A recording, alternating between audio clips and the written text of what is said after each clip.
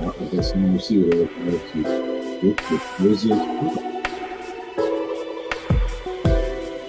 yo, you're watching. Yeah, give me a little something. A little sensitive.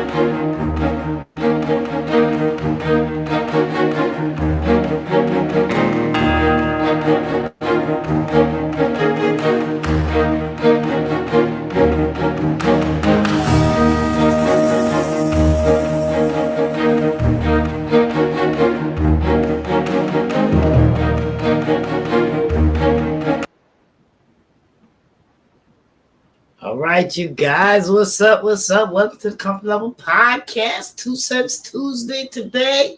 I'm here with my guy, Comfort Level Podcast. Fred going legit. Fred going legit. Hey, listen. We're here in the zone today. It's going to get deep. This is crazy. What's happening? What's going on with y'all? What's going on? How y'all doing? Make sure y'all leave comments. Everything's open. Leave the comments. We got a great show going on for you today. We got our guy coming up. We're going to tell you a little about him in a minute. But first, we got a little bit of news. And me and Fred, we going to just put our 2 cents in. Yeah, just give our little 2 cents. It's Tuesday, so we call it 2 Cent Tuesday. So everybody out there trying to get $2 Tuesdays, if you're chiming in and listening in, and you're able to chime in, this is 2 Cent Tuesdays. So we give out 2 cents. That's right. We think about what's going on. So we're inviting you guys to put your 2 cents in from the news tidbits that we chose.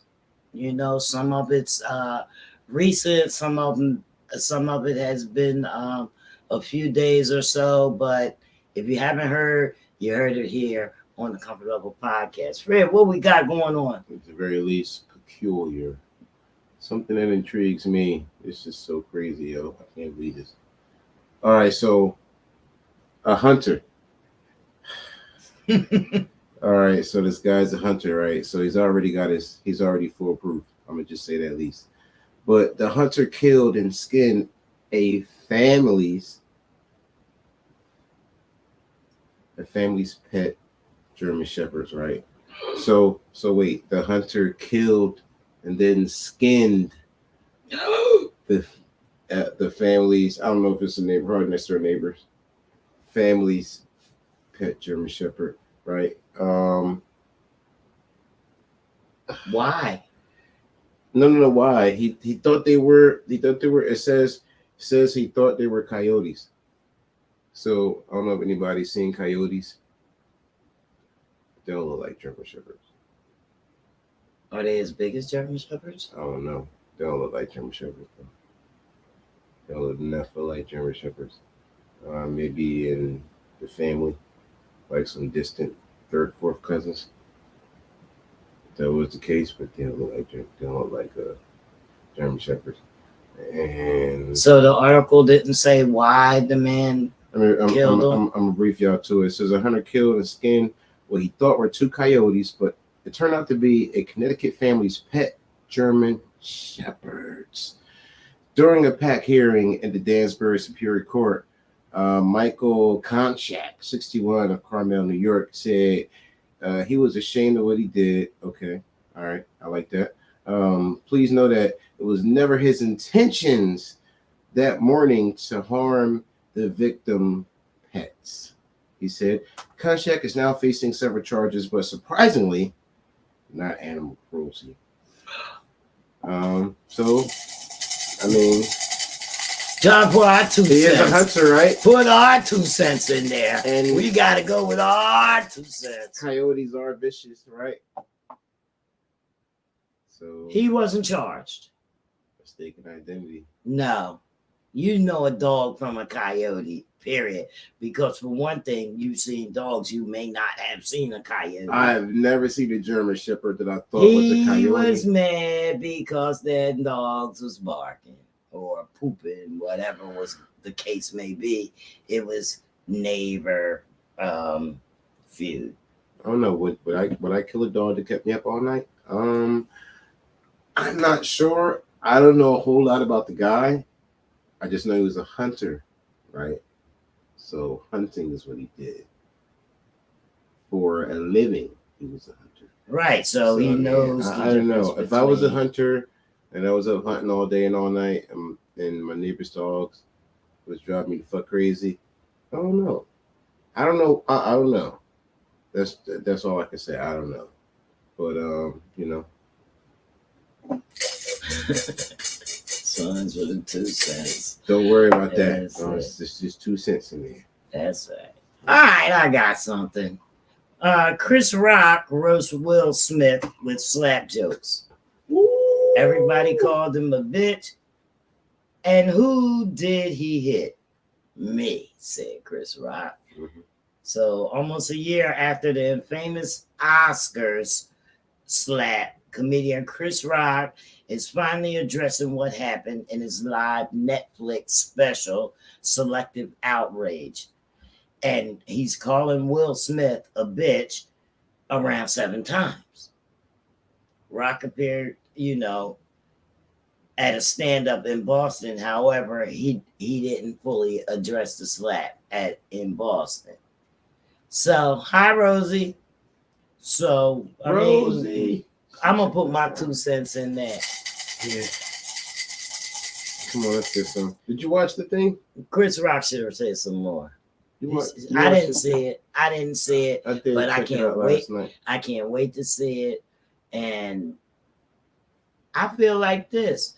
Chris Rock has every right. He's a comedian, and first of all, I want to give him a shout out for holding his composure when Will slapped him. Okay, so I watched it. And he talked about she had it coming.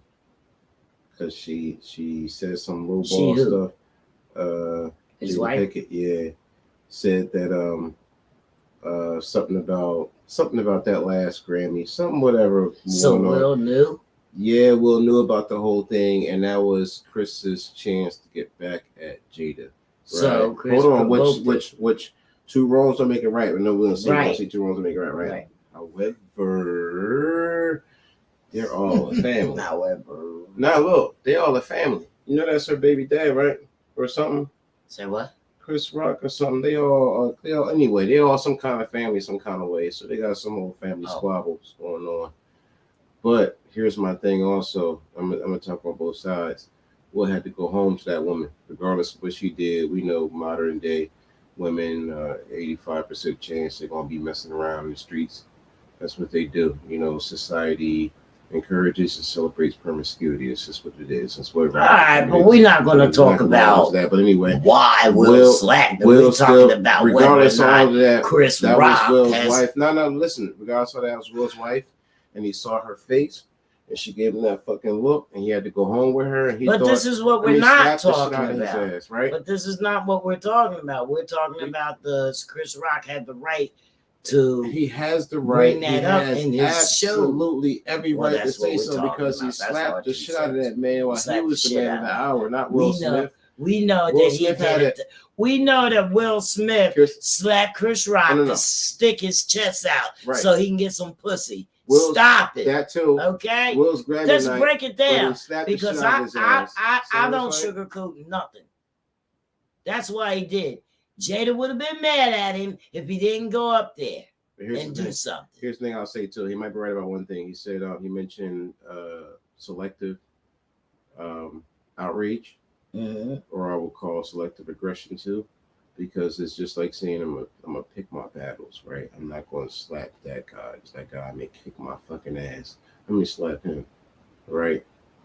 And I don't agree with that too. Because if you would slap him, you should slap the fucking big guy too, right? Who gives a shit about who you fucking slap? If you disrespect me, I'm gonna slap your ass, right? But it seems like his me and the way as I saw it last night. And you say, it's like you fucking I'm half your size and you gonna slap the shit out of me. You know what I mean? It's like and I'm gonna make another point about that. My mom would always say, my grandpa would always say, my uncle would always say, my cousins would always say, never make a motherfucking buffoonery in front of white people. They love to see us fucking slap and fucking fuck each other and then laugh about it and then make a mockery out of us. So that was another thing too that I wasn't too happy about. Well, he was saying things like that's what people was asking, did the slap hurt? And he said, just slap the shit out of his ass. Will Smith is significantly bigger than me. We're not the same size. He does movies with his shirt off. He said, you never seen me do a movie with my shirt off. We'll play Muhammad Ali in a movie. Yeah, and you think Rip, he stay in shape. I mean, he said he played Pookie in New Jack City. Yeah, he played Pookie. He played, He played Smoker. He played a piece of ball. He said he played a piece of corn and Pootie Tang. So yeah, it hurt. You know what I mean? Goodness. He said, classic role at that. Shit. He should have got an Oscar. He didn't get an Oscar. He should deserve a fucking Oscar for that fucking Pookie shit. Yeah, I believe he did. Damn, you should get an Oscar for that shit if he ain't already got one. I'm gonna get an Oscar. All right. Wow. You got one of them articles talking about? Do I have another one? Some articles that's funny as shit. Yeah, go with this. This is about awareness. Everybody needs to be aware of what's going on in the world. Yeah, be aware of this. Oh, goodness. Yo, is this what I think it is? Yeah. They call it the board. They call it the board, guys. Generation Z, I don't know where I got the board from, but y'all don't remember about no Star Trek. I know the board. But anyway, they're talking about... all right, so this is some alcohol stuff they're doing on TikTok. Yes, TikTok. Phone, keys, ID, giant jug filled with vodka and flavored water. A list of ongoing essentials has recently expanded to include the Black Outrage Gallon, aka board. So that's an acronym. Black Outrage Gallon. Board is what they call it. Mm-hmm. The newest TikTok trend, popular among college students. Outrage. Looking to get drunk enough to throw up in the streets or to be honest with themselves about how they need to drop out of econ before it tanks their GPAs.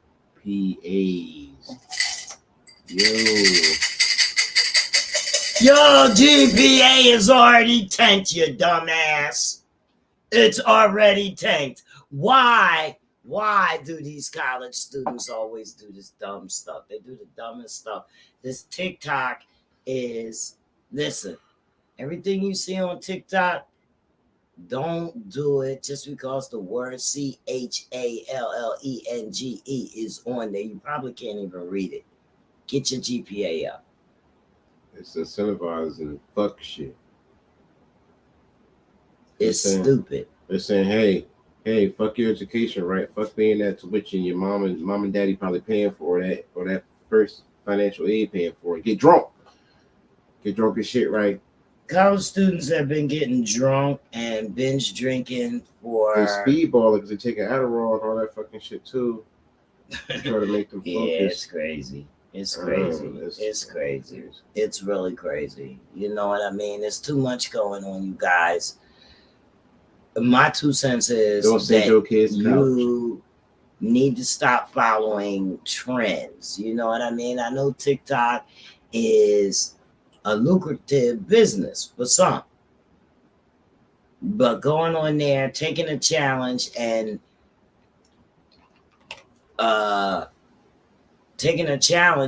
harming yourself is not very educated and is not very wise. Rosie Weinberg says, do it the old-fashioned, stay educated. Right, exactly.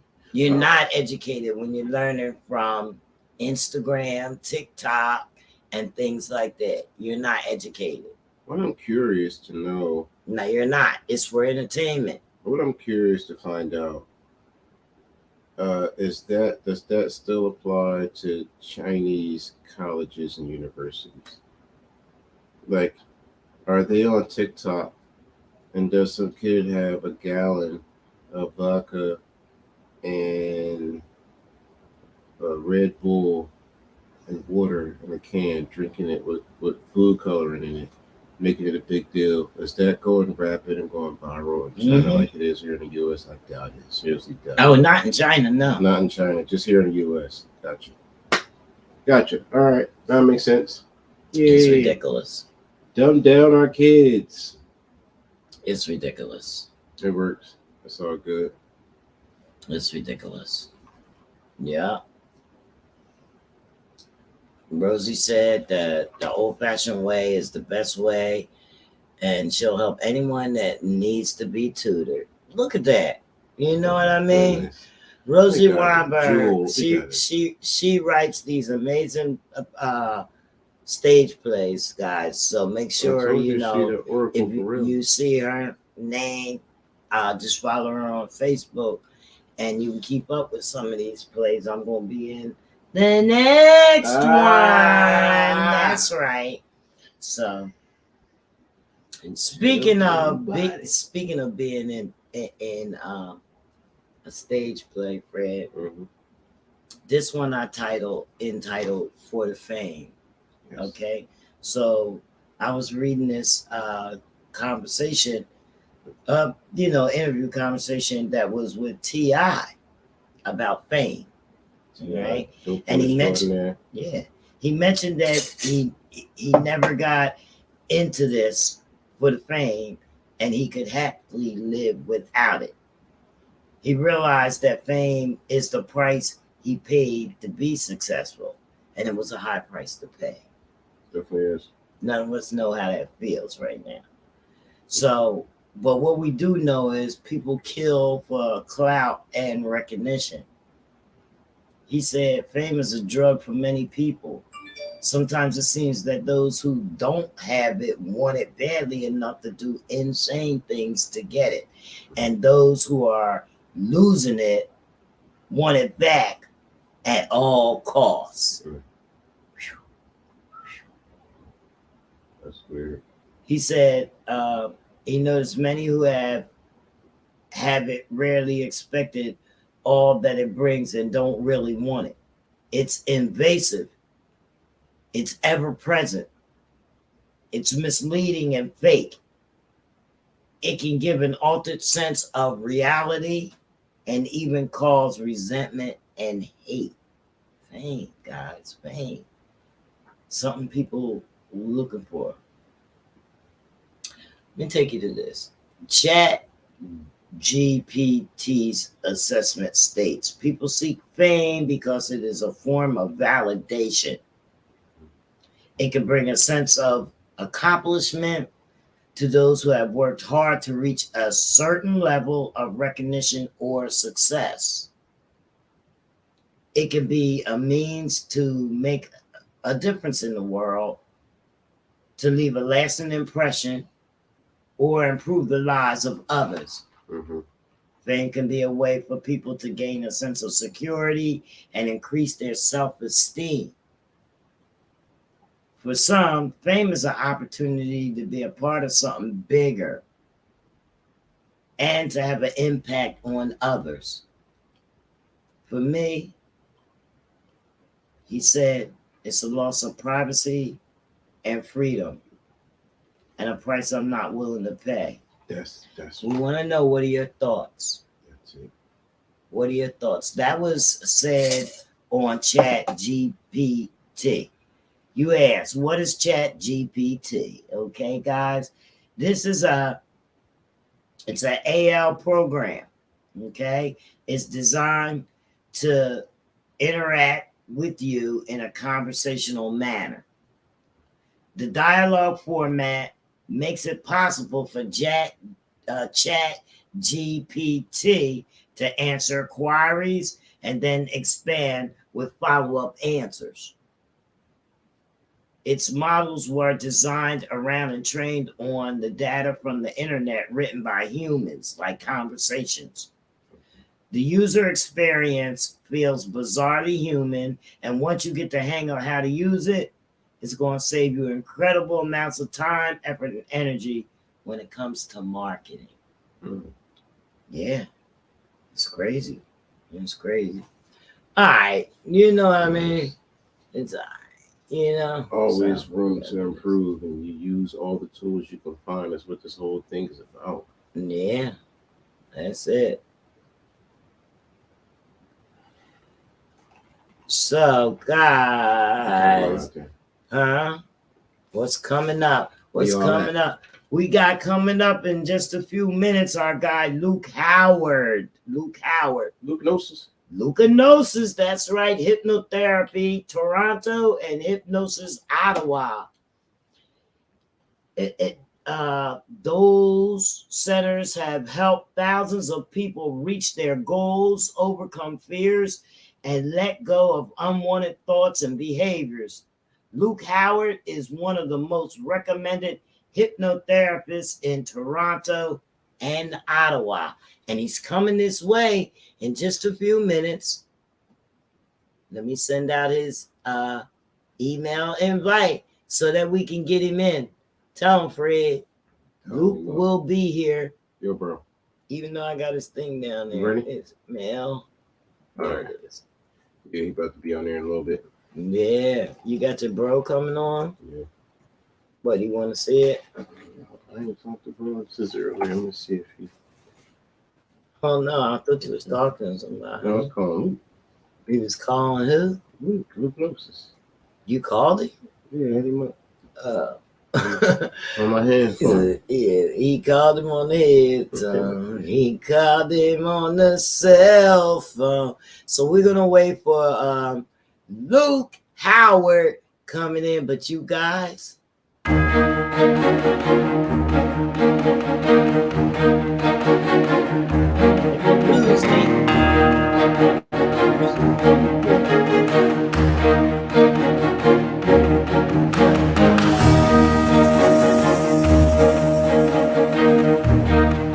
Red carpet interviews at your location. Red carpet interviews at your location. Exactly. Tell them, Fred. At your location. Coming at right your to location. You. Straight at your door. Yes. The name of the play with Rosie is 10 Angry Black Women, and I am playing the part of Sugar Mama. And y'all can call me Aunt Sugar. Aunt Sugar. That's right. Y'all can call me Aunt Sugar. So, yeah. Can't wait. We get started in just a week or two to our first practice. It's gonna be great. I'm gonna see how I do. It's gonna be my very first really verbal acting part. I've done some commercial. I've been extra, in some upcoming movies, and I'm gonna see now. You know what I mean? They give me the words, and I just gonna put my little personality into it and see, how I can do this. I need to grab that. Yeah. That's my horn going off over there. I got the phone or something. Yeah. So it's going on. All right. So Luke is comes up at 6:00. Fred, let's see. Anything you want to talk about on here? How about these? Oh no. You know what we didn't tell these people about? Cause oh my God, that right there. That's right up your alley, isn't it? You put me on all the new stuff. All that good stuff. Yeah. I like you.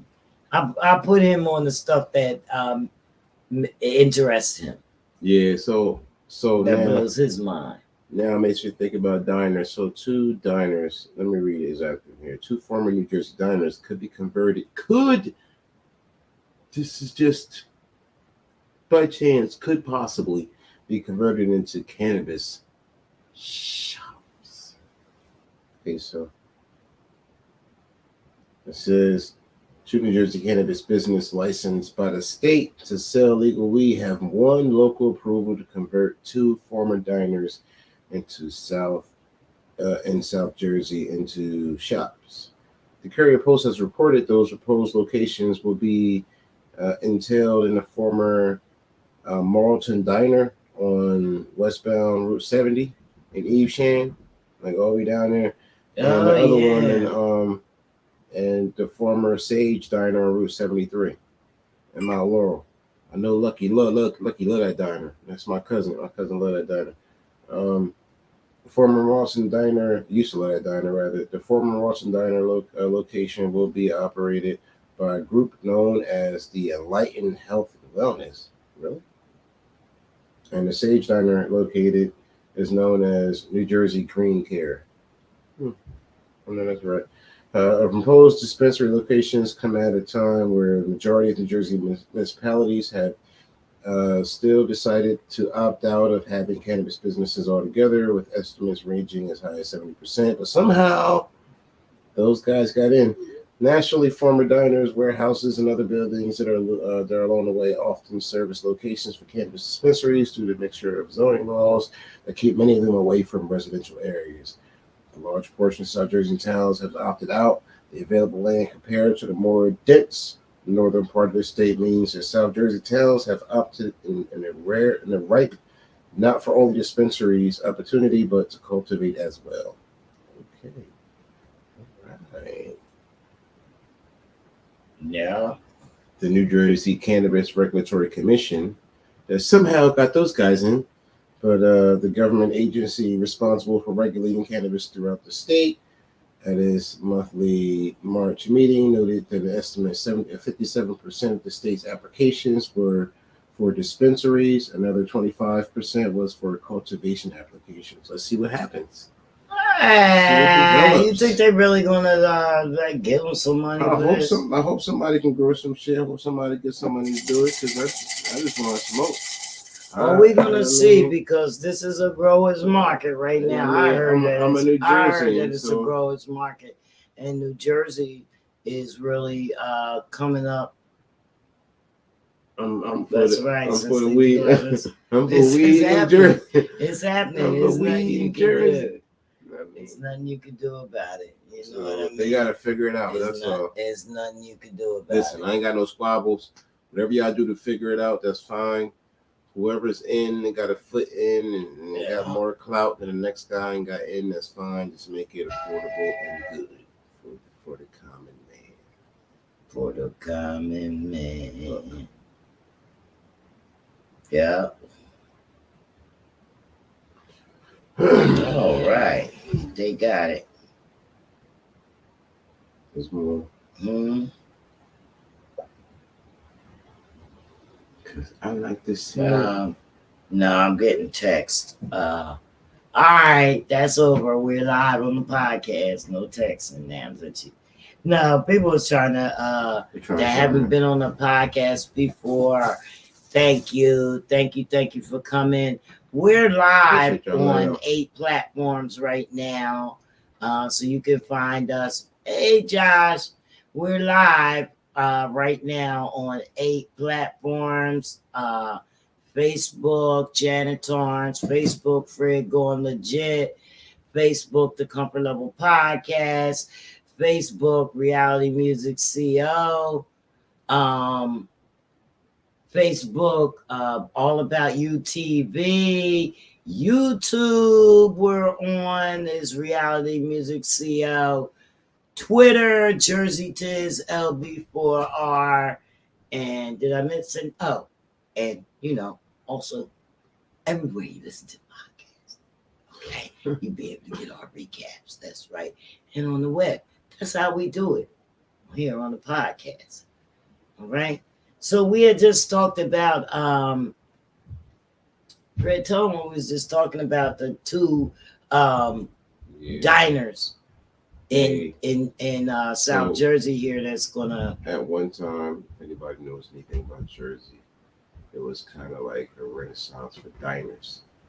Now they're being converted, as per the Garden State, they're being converted into possibly cannabis shops. Yeah, they are.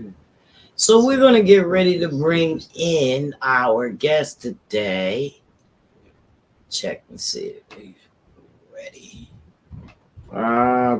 Mr. Luke, can you hear us? I can hear you. Can you guys hear me and see me okay? Yes, loud and Crystal. clear. Awesome. Loud and clear. How are you? Welcome Doing to the awesome. podcast. How are you guys? I'm great. I'm JANNYSHMANNY, and this is my co-host, Fred going legit. Fred going legit. And the answer to Danny your and question, Fred. bro, you just figure out day by day. How are you? I'm doing very well. Are you guys in New Orleans? No, we're in New Jersey. Man, we Okay. Jersey, man. Yes, we're here in the zone Yeah, of the Comfort Level Podcast. in the Garden State. Very nice. South Jersey, near Atlantic City. I went to Atlantic City 2 years ago. Oh, wow. I'm a wrestling fan, and I wanted to go to the site of WrestleMania 4 and 5. So I found my myself in goodness. Atlantic City one Saturday night at about 11 p.m. It was quite something. Oh, wow. I know. Wish we would have had talked to you then. We could have met you down there. Yeah, Sure. one of It's my so great. cousins love wrestling, man. I used to love wrestling. I too. used to like it. My client, Cool. Bob, I loves still love too. wrestling. Goodness. So the world, the audience, they don't know. Mr. Howard is here from Toronto, Canada. You got it. I used to Oh, think yeah. Toronto was the capital of Canada. I'm from London, England originally. And most people outside of North America think Toronto's the capital. It's not. It's another place called Ottawa. But Toronto should be the capital. It's where they film a lot of movies now.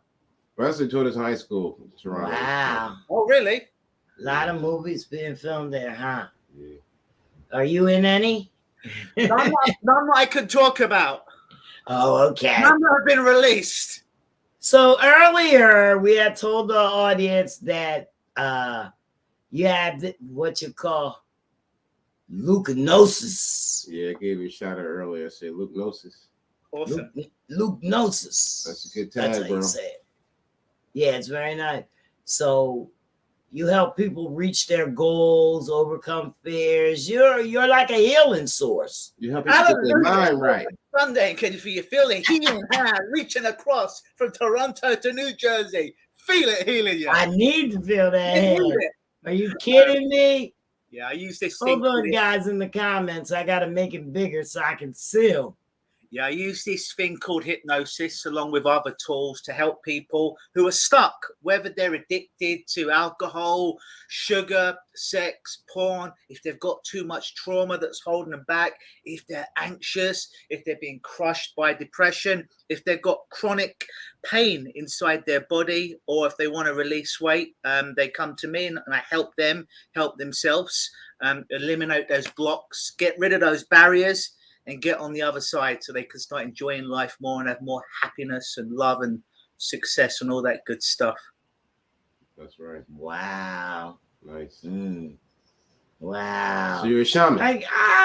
Oh, thank you. Yeah, Fred. If I say shaman to most people, right, it scares them off. So I call myself a hypnotist, and I've got about 47 certifications that say I'm a hypnotist. But in reality, it's all energy. And in reality, I would be basically a shaman. I just find what works, whether that be from the local healer, whether that be from the counselor, whether that be from the professional wrestler, believe it or not. I find what works from different people and I steal it. I mean, I model it. I take it, I put my own unique spin on it, and I use it when I'm working with people. Because I realized a long time ago, if you're in the business of healing, in the business of change, hypnosis, then you've got to be in the business of show business. And what I mean by that is oftentimes when people come to see me and they've had this deliberating problem like anxiety that's been ruining their life for so long, they get distracted really easily. They get really distracted by this thing called anxiety.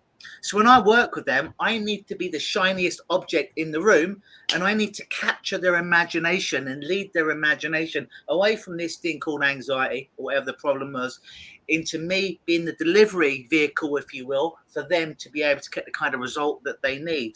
So if you're in healing, in therapy, then you've got to be in show business, and part of show business is entertainment. I need to be bigger than my clients' problems, but I also need to be entertaining. You might think, oh, I'm being anxious. I'm not entertained when I'm anxious. I'm not entertained when I'm depressed. I'm not entertained when I've got that pain in my shoulder. It's a different kind of pain. It's a different kind of entertainment. It's like, you know, my computer that I've got right now, it doesn't have a lot of RAM. It doesn't have a lot of memory. It doesn't have a lot of power. Maybe it has 100 gigabytes. Let's say her mind has 1,000 gigabytes. If I'm working with a client and 997 of those gigabytes are on anxiety, it's going to be pretty hard for me with 3% to be able to shift. But if I can start to get them to focus 100, 200, 500, 700, 800, 900, maybe 1,000% or gigabytes RAM, if you will, to use the right terminology, in their mind, then it becomes a lot easier and a lot more forgiving to be able to get them to have shifts in their life. Yes. Wow. You're curing depression. Wow. Well, you know what? I'm not allowed to say I cure anything technically, but I put it to people and I give them some tools, and if they're smart enough to use it, they generally get a huge amount of success in their life. And I like to say I'm kind of like a bit like a trainer, in as much as you could have the best personal trainer in the world, but if you want to lose weight, the trainer can't lift the weights for you. He can't do the cardio for you. He can't follow the keto diet for you. He'll get in shape, but you ain't. You have to interact. You have to follow the diet, the nutrition, the lifting weights. It's the same when I do change work with it. It's a lot of times people think hypnosis is the pendulum. If I had a pendulum right now and I'm just boring you into hypnosis. Not me. I thought maybe you might use that eyebrow. I get people to focus on the eyebrow, really focus on it, so everything else gets tuned out, so I get all the attention, and then can put them into charge. I love it. But a lot of the hypnosis I do, well, all of it, to be honest, is not passive at all. It's very interactive, meaning my clients are speaking, or their unconscious, their subconscious mind is speaking, is communicating with me. The person isn't just sitting here thinking, oh, yeah, this is really nice. I don't know if I'm hypnotized or not, but Luke is saying lots of nice things. Now, they don't have a second to think these things because they're engaging through the whole process. And what I found is if I'm bringing to the session more energy than my client, if I'm doing more of the lifting in the session I'm doing with the client, this is not good for them. If I'm sweating, metaphorically, more than my client, it means I've invested in their change more than they are. So they need to do the lifting. They need to do the metaphorical sweating. I'm just there to guide them to do it, but they have to work. They have to work hard, but it's very rapid, meaning they can start to get shifts in as soon as a session. But in that session is really, really intense. But as long as they come, I always bring my bat. As long as my clients bring the bat and the ball, we're off to the races. But if I just bring my bat and my clients don't bring the bat, then I can't really play baseball on my own. Right. Yeah. You need a team. Wow. That's really just. So how long you been doing this, bro? I have been doing it over half my life. I started when I was 17. I am 44, and I don't look it, right? I look like I'm in my 30s. In a couple of months. So 20. This will be my 25th year, I think. So since I was 17. All right, you've been doing it for a minute. Still looking young, bro. Listen. Thank you, man. So what I want to know is the people that you helped out, like, you know, what have they said and how have you improved their situation? Because some people just can't think it through on their own. I don't get it. Yeah, it goes like this, right? It's oftentimes there's only so far we can heal ourselves without getting some help. I mean, you can look at some of the best athletes in the world. Like if you look at Mike Tyson, Mike Tyson had a lot of problems, but when he was young, I don't know, he was the best fighter in the world. This guy was a monster. He was killing people, right?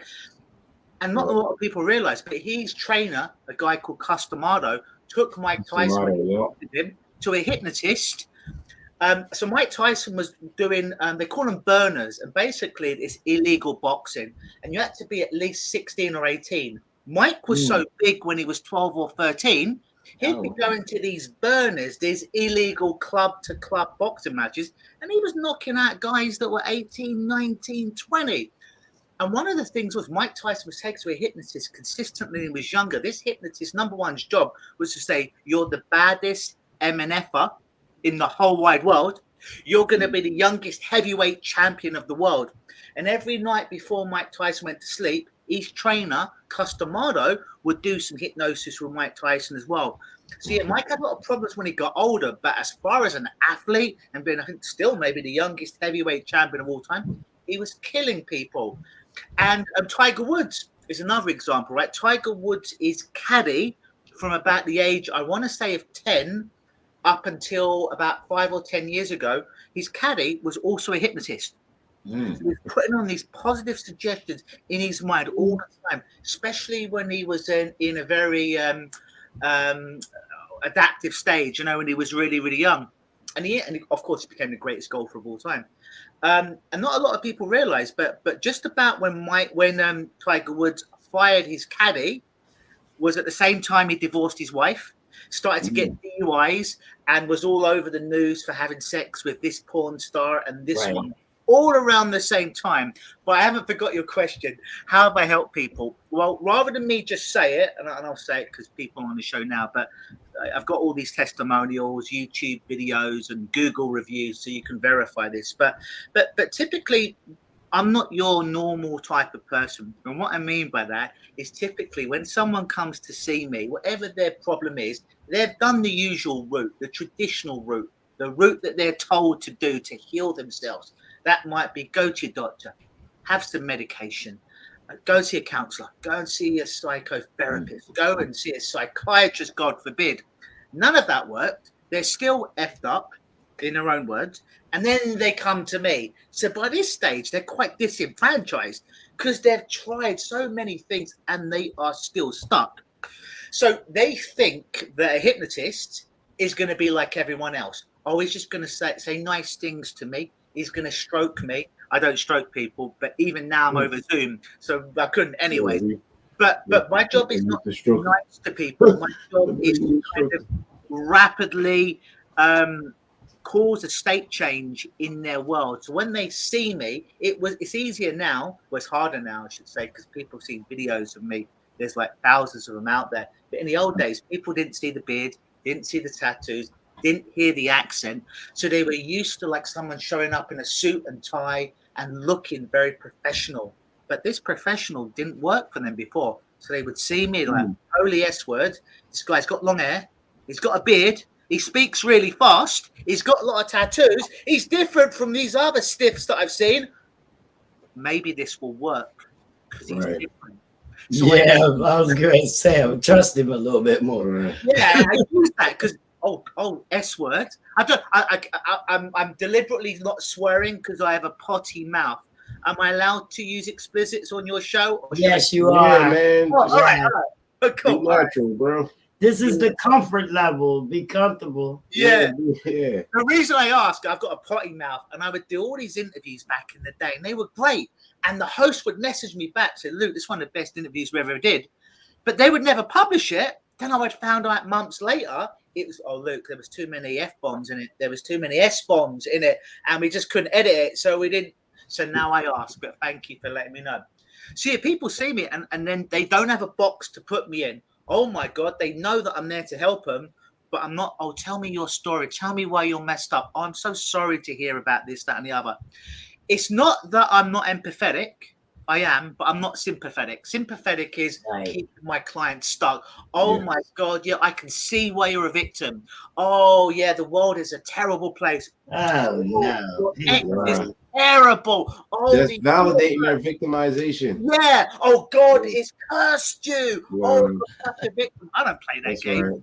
I'm in the empowerment business. It's like, yeah, it's like, all right, forget all that stuff. Let's work on you today. I don't want to hear about how you're messed up or broken. This is where you are. Where do you want to be when we're done? A lot of more clients can tell me what they don't want at the beginning. They can't tell me what they do want. So I'll say to my client, oh, Luke, oh, I'm addicted to cocaine and I've lost my car, lost my wife, lost my house. Oh, God, I'm losing all this money. I've lost an arm. What do you want? Well, Luke, like I said, I've lost my arm, I've lost my wife, I've lost my car. What do you? I said, what do you want? And they stop. There's silence. And they're looking all the quadrants of their eyes and their head. And they come back about 30 seconds later. It's like no one ever asked them. They never thought about what they want. They knew what they didn't want. Well, Luke, I just want to be free. Luke, I just want to be happy. Luke, I just want to be comfortable in my skin. What does that mean? That's another question because it's a big, lofty thing, right? But oftentimes, if I say, well, you know, people ask, Luke, what do you want? Well, I don't want COVID. I don't want AIDS. I don't want an STD. I don't want my girlfriend to cheat on me. I don't want to lose my house. That doesn't tell you what I want. It just tells you about all the limitations. So if I keep focusing in on what I don't want, I get more of it.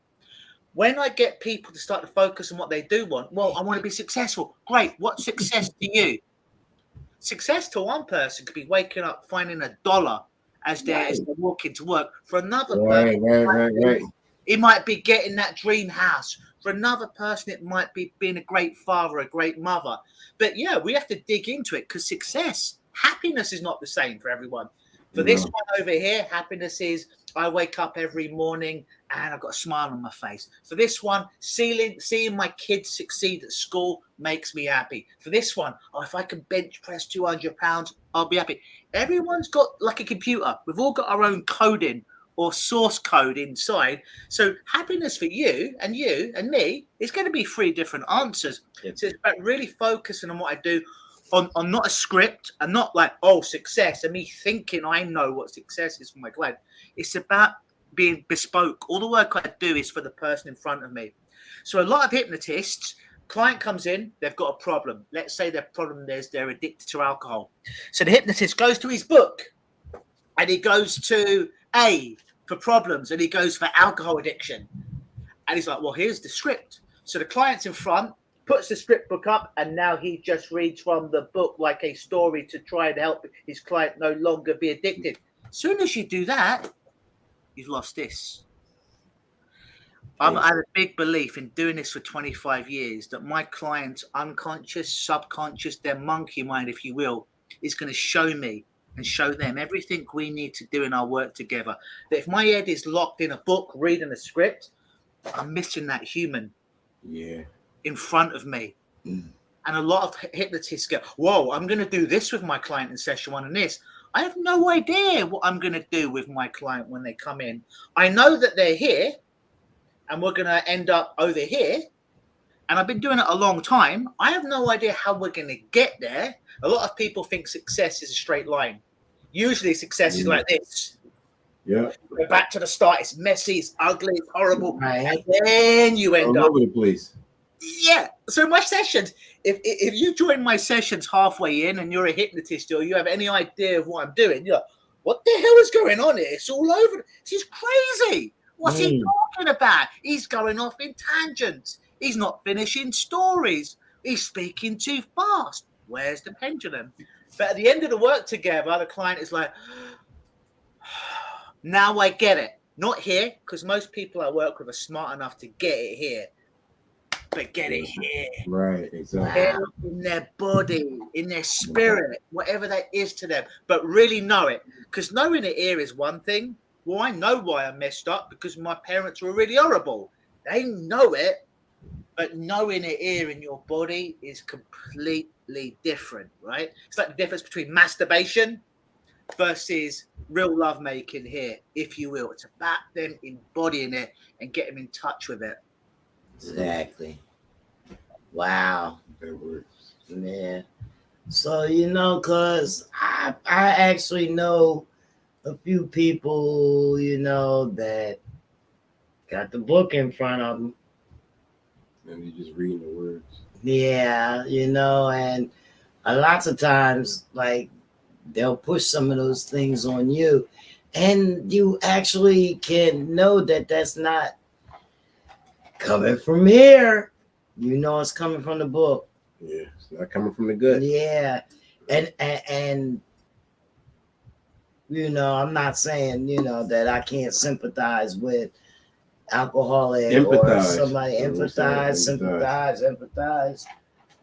that it just doesn't feel good to me when I get it.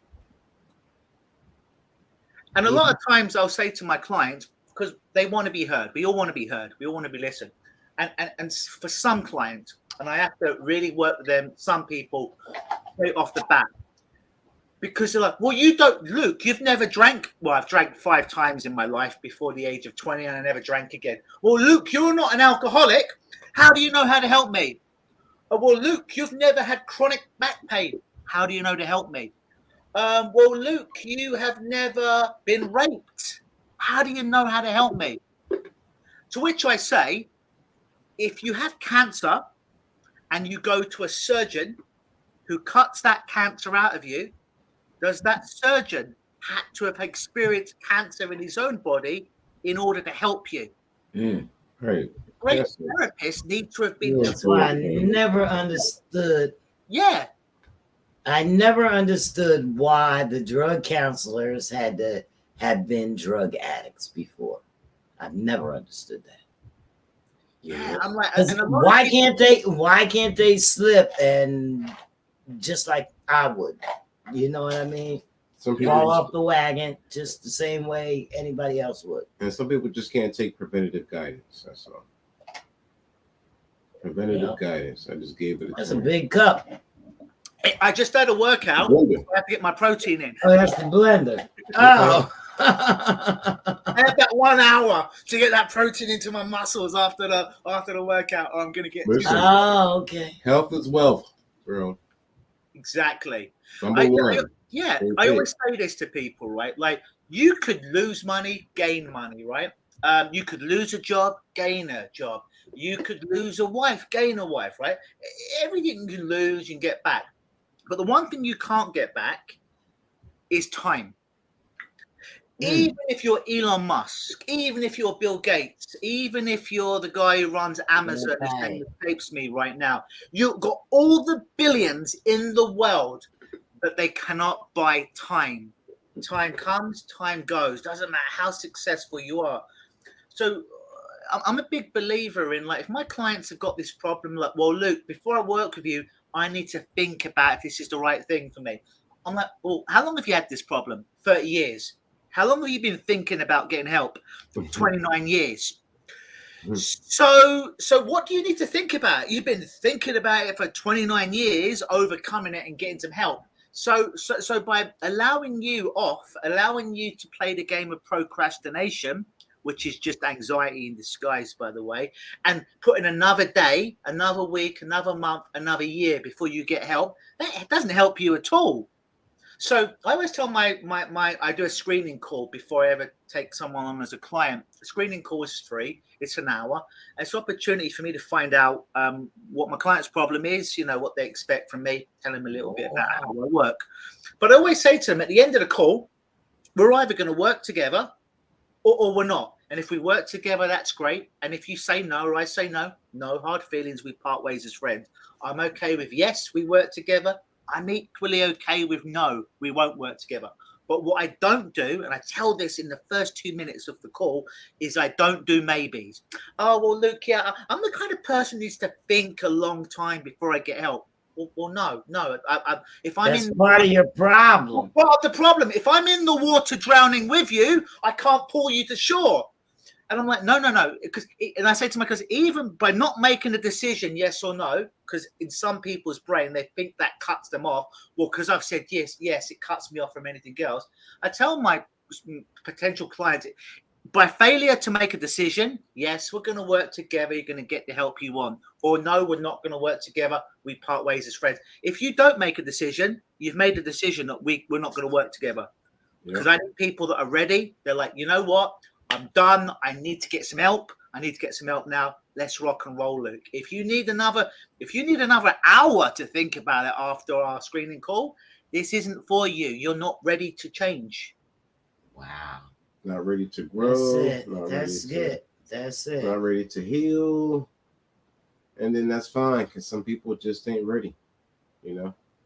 Or maybe they can find that it's, well, they absolutely, if they find out it's too much for them, then they're not ready. We got to remember that people like us are the exceptions to the rule. And that's just the way it is. That's it. Drop the mic. It's just, I don't know. Learn from you, bro. We gotta use this podcast to bring people on such as yourself that, well, I have to say you have to enjoy it if that's the work that you do. That enjoy helping other people, and from jumping off the cliff. Yeah, well, sometimes when we want to know what you do that keeps you from jumping off the cliff. What I do is I get up every morning, and at 11 a.m. I go to my mixed martial arts gym, and I get beaten up and choked out every morning about 10 times before 12 noon. So I come out feeling very humbled.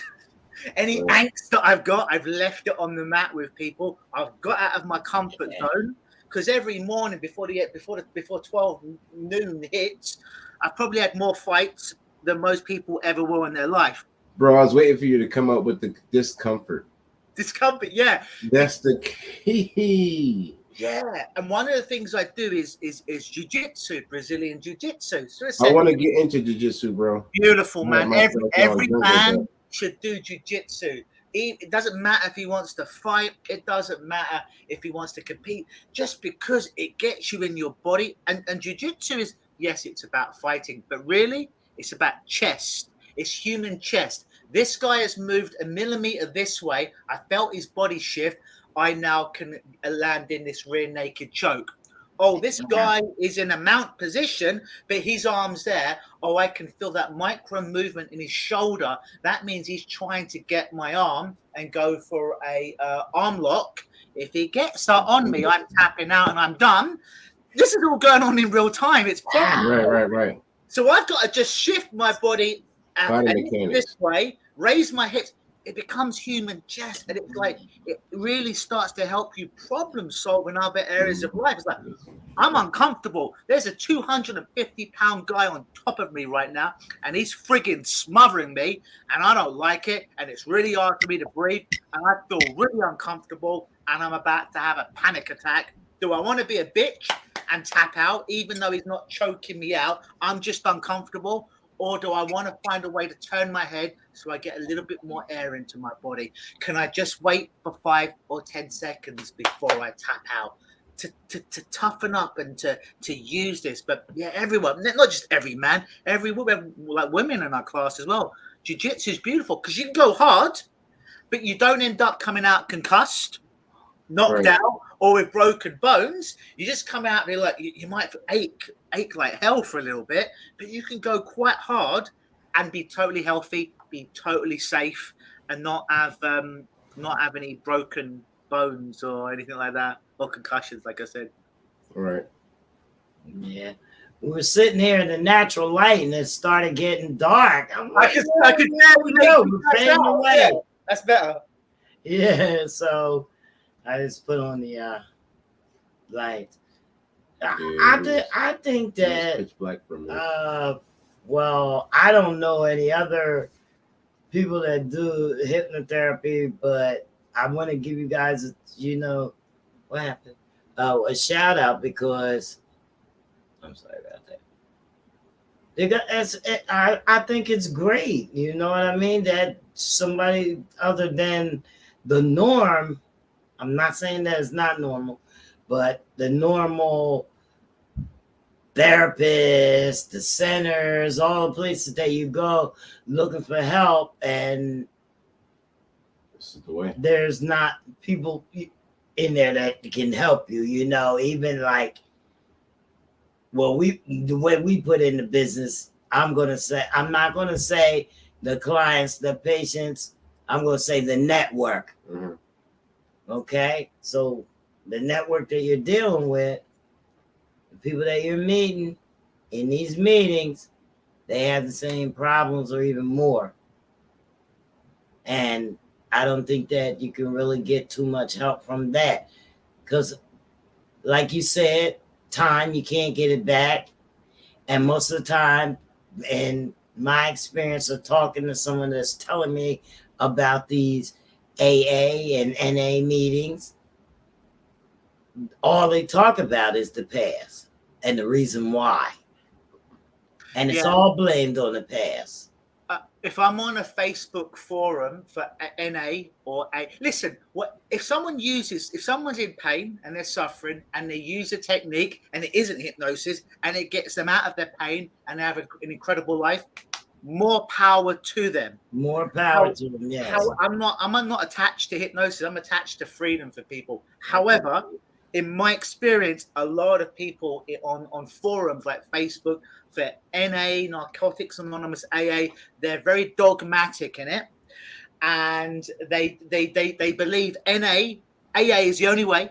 If you're not following AA, then you can't be part of our club. It's the only way. Yes. If you're using anything else, shame on you. Mm-hmm. But the stats show us that NA and AA have about a 97% foul rate. So that means of every 100 people that go to NA or AA, 97 of them foul and continue to do their drink or their drug of choice. Now, I don't know about you, but if I go to Vegas and I take my life earnings, my life savings, and I put them on the crap table, and there's a 97% likelihood I'm going to foul and lose everything, I'm probably not going to play that particular game because the odds are way out of my favor. Right. Yeah. Well, I'll say NA for me was a way to get out of my probation. If you want to go to the drug program, okay, we'll go to NA meetings. Yeah, sign up for me. All right. Hey, man, do what you got to do. Absolutely, yeah. No, that makes sense. So yeah, it makes a lot of sense. It makes a lot of sense, Fred. I don't know, you know, but I think in the future, bro. Just like you said.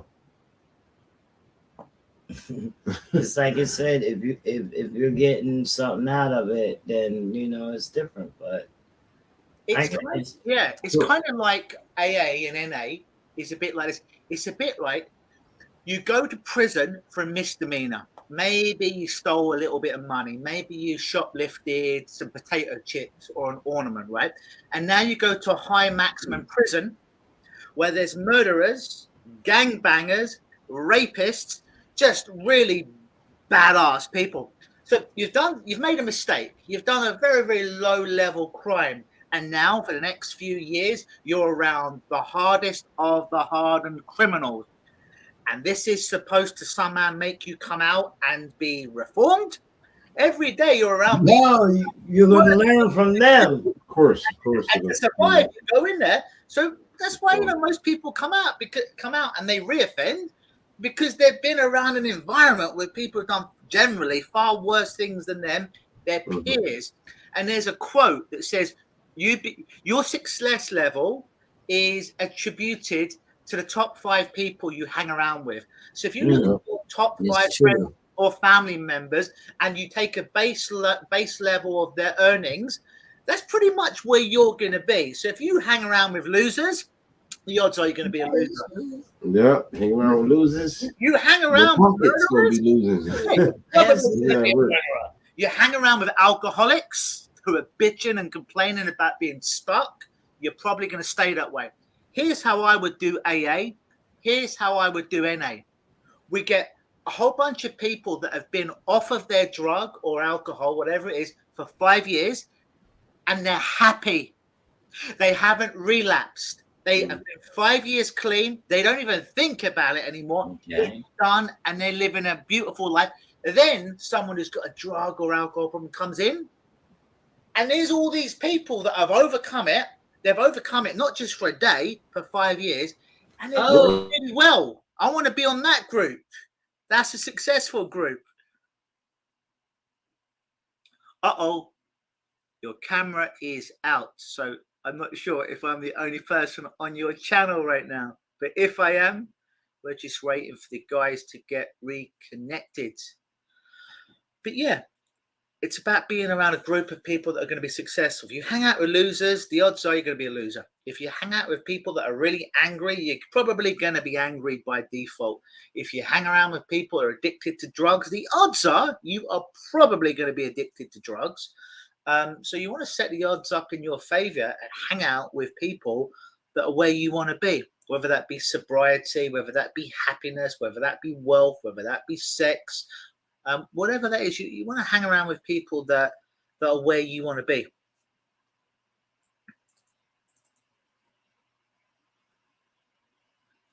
And the folks are still not here. So I'm just going to assume that perhaps I'm the only person on this channel right now, so I'll keep talking. I don't have any comments, unfortunately, below, but if we are, as I believe we are, going out live on Facebook or YouTube or whatever the social media is, and there's a comment section below. Even if I don't get to answer live today, I will revisit these pages and I will answer the comments below. If anyone's interested in the work that I do, the simplest way, the easiest way is you'll probably see at the bottom scrolling is my website, lukenosis.com. If you go there, you can watch a bunch of videos of works, of talks I've done, even my TED Talks there. You can go on my YouTube, you can go on my Facebook, you can go on my Twitter, Reddit, TikTok, whatever the social media platform is, just type in Lukenosis. That's Luke, like me, Lukenosis, and you'll find a bunch of my videos, and there'll be a trail on how you can contact me if you do need some help. Again, we're just waiting for the hosts to reconnect. Hopefully they'll be back soon. But yeah, I find that hypnosis is just a really powerful way to start to get change with people. And like I say, I've got many certificates in hypnosis. It's the thing that I most associate with, but I've accumulated a lot of skills from a lot of different healers, if you will, a lot of energy work and various forms of psychology and so forth. Here they are. Are you back? Brothers down, my man. I've been covering for you guys. I didn't know that my laptop was unplugged the whole interview, and then it just went out. And The show must go. I was saying like, yo, I hope he's still. It's all right. I kept your audience entertained for a little bit. That's what's up. Appreciate it, bro. Yeah. No worries. That's yes. cool. Oh, wow. So let's I back apologize. to the basics we was talking about. So I want to ask you this, man. Kids, how do you help children? Like, the 9, 10, 11, 12, 13-year-olds, like those ones. Let me share a story with you, right? When I was a mere pup in healing and hypnosis, shamanism, whatever you want to call what I do, let's say it was about 20 years ago or so forth, right? And just arrived in Canada, and this lady contacted me, and she was a naturopath, and she was going to refer clients to me. So we're just meeting like a joint venture thing. She wants to see what I do. I tell her, she tells me what I do, so I can refer people to her, kind of meet and greet. So we're together for about an hour, and it goes very well. She leaves. She goes to leave my office, and then she looks over her shoulder like this, and she goes, "Oh, Luke, one more thing." And then she shuffles back. I'm like, "What?" She goes, well, I don't know if you work with kids, but my kid's very happy. Little boys, I think he was 7 at the time. This was not his name, so we'll put him in a witness protection plan. So we disguise we keep his anonymity. Let's say his name was James. Right. My little boy James, very happy, really good kid, does great with school, good friends, great family life. Nothing physically wrong with him, but he pees the bed every night, and has been peeing the bed every night for about 5 years or so. We've gone to the doctor. We've done all the gamut of tests. They say there is nothing physically wrong with him. Do you think you can help my son? Now, I got to be honest, up until this point, I thought what got me through a lot of having success with clients was just being a great performer, was being charismatic and being charming. I still got great results, but I'll be honest, I thought that hypnosis was a bit of a con game, to be honest. It doesn't mean that con didn't work, and it doesn't mean that con didn't get people success, but it was really hard for me in my logical brain to figure, how can just words somehow massage someone's brain to get change? But I would see time and time again success. She goes, do you think you can help my little kid? And I've never worked with physical problems. And I'm like, she goes, have you ever worked with kids? I'm like, I've worked with a few. Do you think you can help my kids? And so I was put on the spot. I need a business, right? I love to help people. I was just starting out. And I said, listen, we'll call this lady Sarah. This wasn't her name. Listen, Sarah, I've got to be honest with you. I haven't worked with many kids, which is true. I don't think I'd work with any, maybe one to that point. I cannot guarantee that your son will stop peeing the bed, but I will certainly do my best. She goes, Luke, thank you for being honest. I trust you. I'm going to send my boy to you. So I shit myself because I really wanted to help this little boy. And I wanted her to refer people to me, but I'm like, I get with adults and psychology and persuasion and stuff. But with a kid, it's completely different. If I say to an adult, close your eyes, typically they'll close their eyes. If I say to a kid to close their eyes, they'll do this. Adult, sit down and relax. Yeah, they'll probably sit down and relax. If I ask a kid to sit down and relax, they'll stand up, they'll run around the room. So what I would do with an adult typically wouldn't translate with a child. So I'm like, oh, what the heck am I really want to help this kid. I met the little boy, great kid. And I remembered something that one of my mentors said. And it was like, we have to do this stuff a little bit differently with young people, with children. Like, I won't see anyone younger than 5. I believe it's about 7. And it's like, you can't just tell them to do stuff because they won't do it. You kind of have to tell stories. But on some level, an unconscious level, that story, there's a resolution to their problem. Now, the person in the story might not have exactly the same problem as them consciously, but the unconscious is playing dot to dot and it's making generalizations. So I knew this little boy loved Ninja Turtles. I knew that he loved Transformers. I knew that he loved baseball. So I started to construct stories about Ninja Turtles, Transformers, and baseball gloves, and the tightness of the glove, and his unconscious mind started to generalize that to tightening up the area below to stop him from peeing when he didn't need to go. So basically, I just talked shit, telling stories for the first session, and at the end of the session, I'm like, we had 3 sessions. So session 1, at the end, I'm like, I feel like the biggest phony, the biggest fraud. I'm finally going to be found out for all of this because they're going to come back next week and nothing's going to change. I did my best, but how can anything change? Never pissed the bed again. Stories. He never pissed the bed again. Stories he can identify with because he was able. Stories that he can identify with because he was able to. He took what you said, and he grew. He's like, okay, boom. What? So what happened then? Well, how does that apply to me? I'm not going to piss. It's just, I don't know. That was genius. So then, what would happen before? I would do the session with him, but I would meet his mom or his dad at the beginning or the end of the session and just basically ask how he was doing. So second week comes and I'm dreading it. I'm having panic attacks. I'm very anxious. I'm like, his dad's going to come in, and if his dad just says, Luke, he instead of peeing the bed 7 times last week, he peed the bed 6 times. I could hang my hat on that and say, see, it's working. That's great. I was just hoping if I could have a 1-day reduction, I wouldn't be found out. So his dad, and I'm shitting myself. His dad comes in. Oh, how's little James doing? And I'm best poker face on. He's like, oh yeah, he hasn't peed the bed once. So I'm like, what? You re-engineered his mind. Re-engineered the mind. I love it. I'm like, this doesn't make any sense. This is all bullshit. And then I became a believer because I realized this kid was an adult. He wasn't trying to impress me.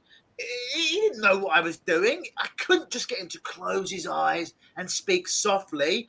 I had to do covert stuff, but I had to hijack his mind with stuff that he was naturally interested. Transform, Ninja Turtles, baseball, and somehow conjure up made-up stories about tensing areas that he could translate to tensing the area down there to stop peeing, relieve anxiety. And then honestly, the next 2 sessions, we did 3 in total, was just us talking about drawing Transformers and Ninja Turtles.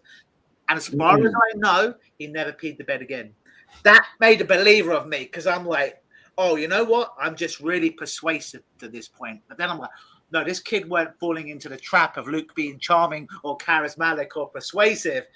Something real, because he didn't give a shit about any of that stuff. Right. Now, what he gave a shit about is his favorite characters, Transformers, Ninja Turtles. And if they don't piss in the bed, why should I piss in the bed? That's what moved him. And learn how to use his powers. Yeah. So then, a few years later, I had another boy, and his mum wrote a lovely testimonial for me on Google. And this boy, basically, without getting too graphic, the boy had a circumcision. He was about 8 or 9 when he came to see me. About a year or so before he got circumcised. And he felt pain after the circumcision for a year or so after. He went back to the doctors. They're like, well, there's nothing wrong with him. He's healed. He should be okay. But this boy, the pain was so much that he would have 12 weeks off of school. He couldn't dry himself after a shower. He'd have to air dry. If anything touched that area, it caused pain. Cause your dad's cut that skin off, man. You should have did it long time ago. Yeah. It's psychological. So I'm like, what an interesting problem. Oh my God. So this is about 5 years after the first young boy that I was telling you about. So this kid's about the same age, 8 or 9, maybe a little bit older. So we do the first session. And honestly, between session 1 and 2, not a lot changes. He's still at home. He's still, my gut belief is he's happy. He gets to be at home, homeschooling, doesn't need to go at school, doesn't really like going to school. He can be relaxed and watch his shows at home. But I was trying to find a way to kind of get in and help him, right? But there was so much pleasure that he was getting, my belief, staying at home. This one, I don't know how he did it. And then, so everything I'm throwing at him isn't working. Then I wear a lot of rings. I'm not wearing them today, but I wear a lot of rings, and I like superheroes. So one day we're talking, and he sees a ring that I've got, and I don't know if you guys follow the Marvel, the Avengers, but there's one of the biggest movies of all time, Avengers Endgame. The villain Thanos, he has a gauntlet where he gets Marvel guy, bro. Diamonds. One controls time, one controls energies. There's 5 or 6 medallions that basically make him, Thanos, the biggest badass, most powerful. You had an Infinity Gauntlet ring. Yes, I had an Infinity Gauntlet ring. I know about that, bro. I'm a nerd, man. I love Marvel. The ring cost me $1 on eBay. Oh, I'm wearing the ring. The kid looks at the ring. So I catch him looking at the ring. I'm like, do you know what that is? So he starts to tell me what the Infinity Ring is. And I'm like, oh, and it got to a point where I forgot to tell you, sorry. This got to such a point where he couldn't walk anymore. True story. He refused to walk. They had to take him around in a wheelchair. The pain went from his penis to his back. Wow. Nothing showed up, MRIs, fMRIs, but he stopped walking for 12 weeks and stayed at home. True story. So it got worse. So I've got him in there. He's at the opposite side of the room. I've got my ring on. I'm like, you know what? Let's just throw the playbook out of the window. Oh, shit.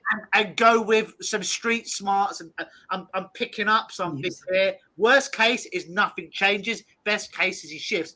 I'm like, you know what this ring means, right? He's like, yeah, he's the most powerful superhero in the world. I'm like, yeah, whoever wears it has no pain. zero pain, controls every part of their body, and no one can bully them, pick on them. They're so smart, they're so strong. He's like, yeah, I know.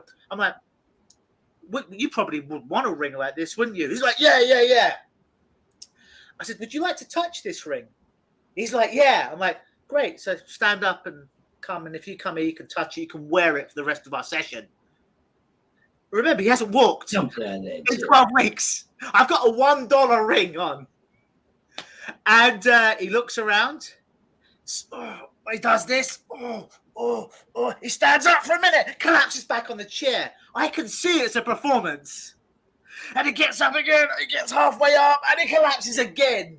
I can see it's a performance. My whole life. Then finally he gets up and he starts to come to the opposite side of the room. He hasn't fallen down. He grabs the ring. And and when you put that ring on, all that pain and discomfort will go away and you're going to really love school. He slides it on.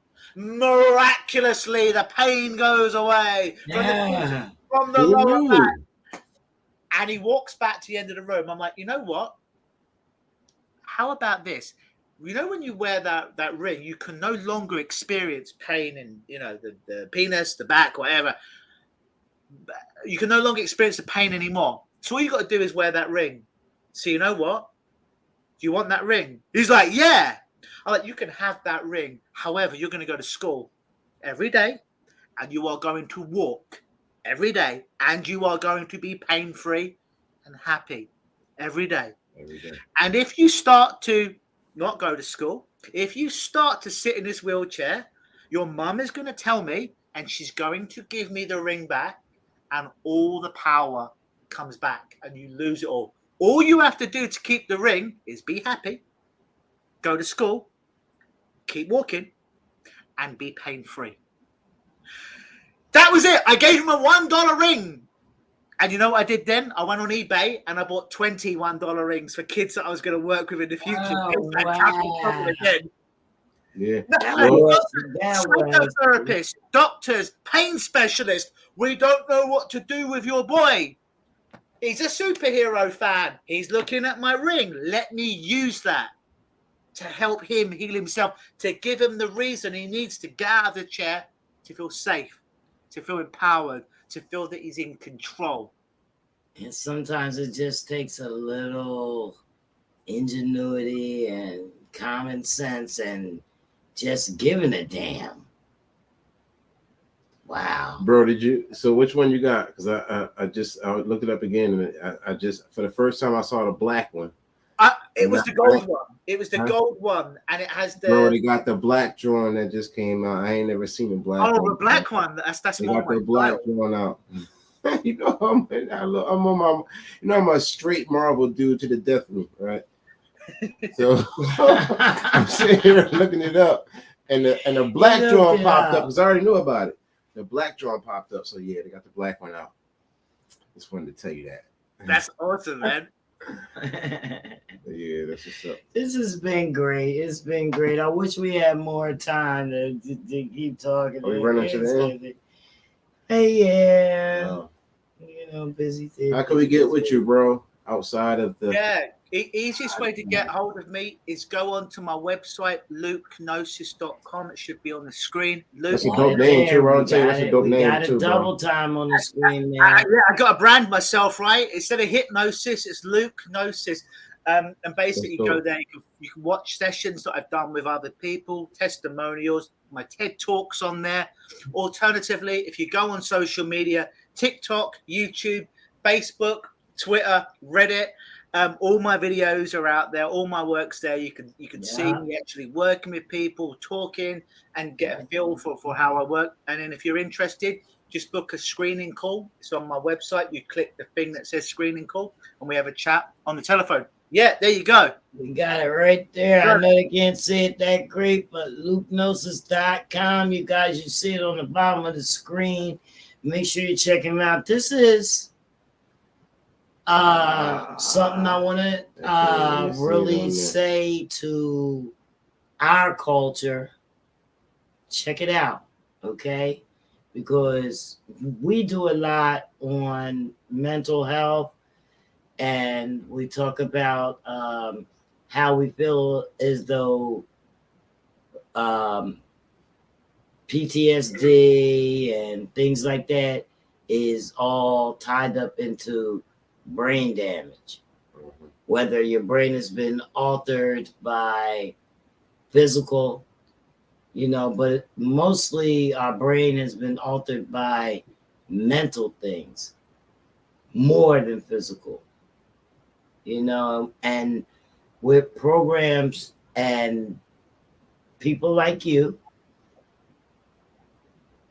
like we need different ways, you know what I mean? So it's going to these hospitals and stuff like that. We're being covered up with pills and this, that, and the other thing, and we're not being healed. We're not being healed.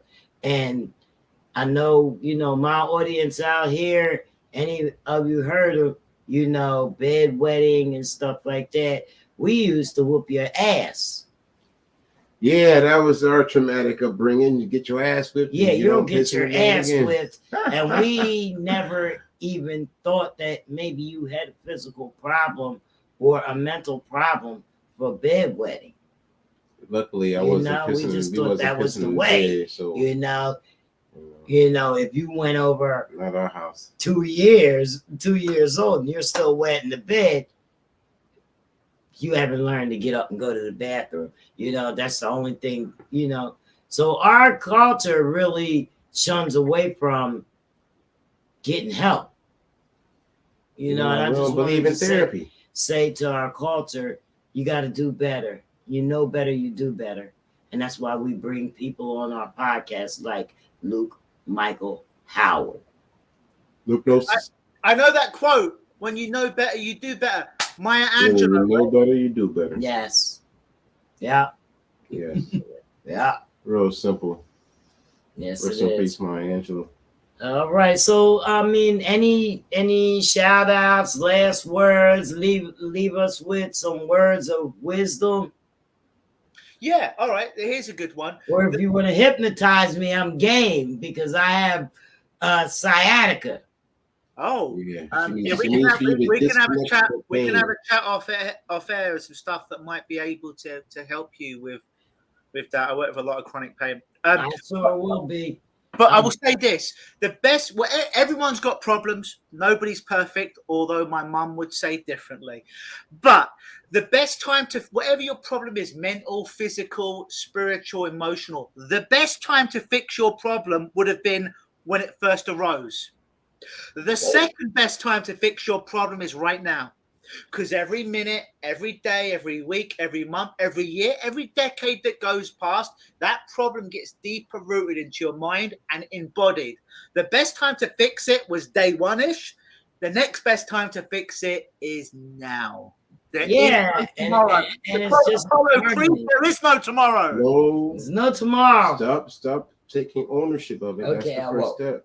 No, I was just agreeing with him, saying he's right because it's been so long and it's just trying to take over your life. Like it's trying to take over your life. Well, I don't let it take over my life, but it's there. You know what I mean? I gotta give it the boot. You gotta do that decompression too. Decompression helps. Okay, we got it. Luke Howard, guys, LukeNosis.com. Make sure you guys go on there because thank you guys. It's been a pleasure. Get your mind right. Appreciate that, bro. Get your mind right. Appreciate you. Y'all get your mind right. Holla at Luke. Holla at Luke. Thank you so much for having me on your show. Yeah. All right, bro. Thanks for coming on, man. It was a pleasure to have you, bro. Thank you. Peace out.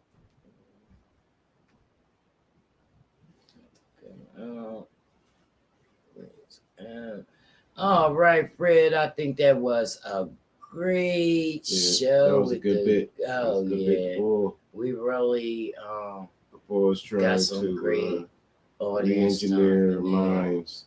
Yeah. Yeah. For the better. And with that. Yeah. So we're about to get up out of here, guys. Peace out. Next time we'll see y'all on Thursday. If you got anything that you want to, send us in for your topics or anything, or anybody that you want to bring on, if you want to get featured on the podcast, you can sign up for opportunities. This is early on Tuesday. We're going to get our two society or what's going on in the world. We got some important stuff. Let's bring it on. Just talk about it. Just fight over it. We got our 2 cents too. Come on. That's it. What you got? We out here, Fred. We got things to do.